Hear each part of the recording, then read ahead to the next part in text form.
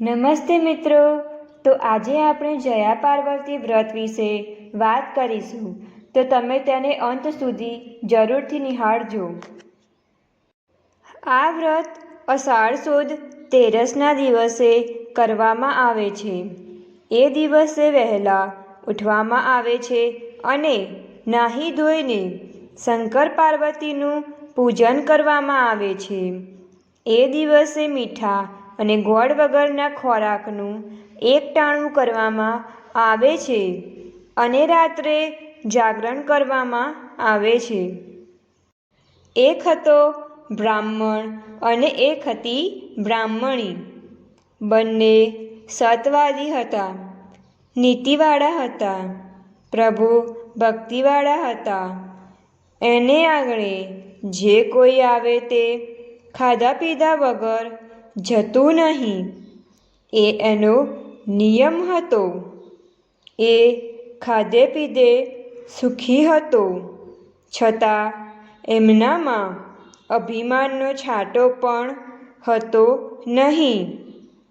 આમ એ બધી વાતે સુખી હતો, પણ ભગવાને તેને માત્ર એક વાતનું દુઃખ આપ્યું હતું, અને તે એ કે એને શેરમાટીની ખોટ હતી, અને આ શેરમાટીને કારણે એમને રાત દિવસ સતત ચિંતા રહેતી હતી.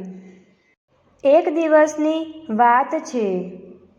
એ દિવસે નારદજી ફરતા ફરતા ત્યાં આગળ આવી ચડ્યા. બ્રાહ્મણે તેમને આવકારો આપ્યો અને ફળ ફૂલથી એમનો સત્કાર કર્યો. ત્યારે નારદજીએ પૂછ્યું, કેમ છો, મજામાં ને? હા મુનિરાજ, આપની કૃપાથી આમ તો સુખી છીએ, પણ શું? કોઈ વાતનો દુઃખ છે? હા, એક બાબતની ખોટ છે, ને માત્ર સંતાનની. એને માટે કોઈ એક રસ્તો બતાવો. અહીંથી તમે દક્ષિણ દિશામાં જાઓ, ત્યાં એક શિવલિંગ છે. એ જંગલમાં હોવાથી તેની કોઈ પૂજા કરતું નથી. ત્યાં જઈને તમે જો શંકર પાર્વતીની એક નિષ્ઠાથી સેવા પૂજા કરશો તો જરૂર તમારી પર મહાદેવજી પ્રસન્ન થશે અને સંતાન આપશે. આમ કહી નારદજી તો ચાલ્યા ગયા, અને બીજે દિવસે પૂરી તૈયારી કરી. બ્રાહ્મણ અને બ્રાહ્મણી પણ દક્ષિણ દિશામાં જંગલ તરફ ચાલી નીકળ્યા. થોડા દિવસ તેઓ ભૂખ્યા અને તરસ્યા મહાદેવના મંદિરની શોધમાં જંગલમાં રખડ્યા, પણ ક્યાંય એમને આવું મંદિર દેખાયું નહીં. એટલે આખરે તો એ તો થાકીને હારીને એક ઝાડ નીચે બેઠા અને વિચાર કરવા લાગ્યા કે હવે શું કરવું. વિચાર કરતાં કરતાં એમને લાગ્યું કે આ સામે ટેકરો દેખાય ત્યાં તપાસ કરવાની બાકી છે. ત્યાં છેલ્લી તપાસ કરી લઈએ. જો ત્યાં મંદિર ન મળે તો પછી ઘેર પાછા ચાલ્યા જઈએ. આમ વિચાર કરી થાક ખાઈને તેઓ ટેકરા ઉપર ચડ્યા. ટેકરા ઉપર ચડીને જોયું તો ત્યાં આગળ એક નાનકડું મંદિર હતું. આ શંકર પાર્વતીનું મંદિર હતું. એક ખૂણામાં એમને રહેવાની ગોઠવણ કરી. પછી સ્નાન કરી તેઓએ પૂજાની શરૂઆત કરી દીધી. મંદિર પાસે જ બીલીનું ઝાડ હતું. ત્યાંથી બીલીપત્રો લાવી સવાર સાંજ નિયમિતપણે તેઓ સ્નાન કરીને પૂજાપાઠ કરવા લાગ્યા, અને આજુબાજુમાંથી ફળ ફૂલ વીણી લાવી તેઓ પેટ પૂજા કરતા. આમ કરતાં કરતાં 5 વર્ષ વીતી ગયા. પણ શંકર ભગવાન પ્રસન્ન થયા નહીં. એક દિવસ બ્રાહ્મણ ટેકરો ઉતરીને ફળ ફૂલ લેવા માટે જંગલમાં ગયો, પણ સાંજ પડવા આવી તોય તે પાછો ફર્યો નહીં. એટલે બ્રાહ્મણીને ચિંતા થવા લાગી. આથી તે તેને શોધવા ચાલી નીકળી. ટેકરો ઉતરીને થોડેક દૂર ગઈ. ત્યાં એણે પોતાના પતિને એક ઝાડ નીચે બેભાન પડેલો જોયો અને પાસે એક નાગ ફૂફાડા મારતો હતો. બ્રાહ્મણના પગના અંગૂઠામાંથી લોહી નીકળતું હતું.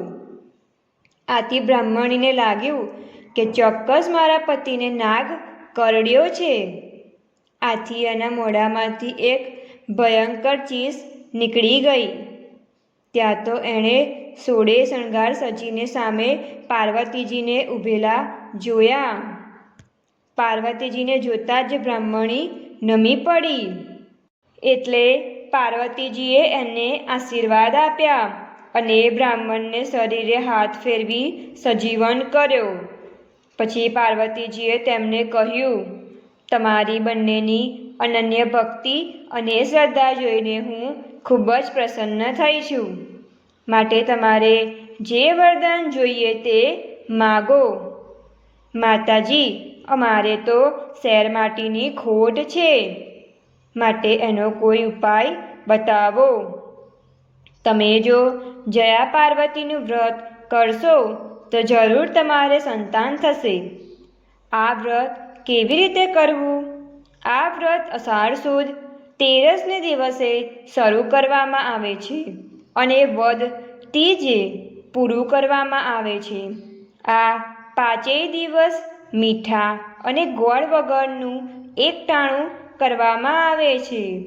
પહેલાં 5 વર્ષે જુવારનું ભોજન ખાઈને, બીજા 5 વર્ષ મીઠા વગરનું ખાઈને, ત્રીજા 5 વર્ષ સામા ખાઈને, ચોથા 5 વર્ષ મગ ખાઈને વ્રત કરવામાં આવે છે.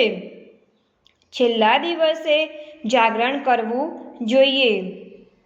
જ્યારે 20 વર્ષ પૂરા થાય ત્યારે વ્રતનું ઉજવણું કરવું અને સૌભાગ્યવતી સ્ત્રીઓને પતિ સહિત ભોજનનું આમંત્રણ આપી ભાવપૂર્વક જમાડવા.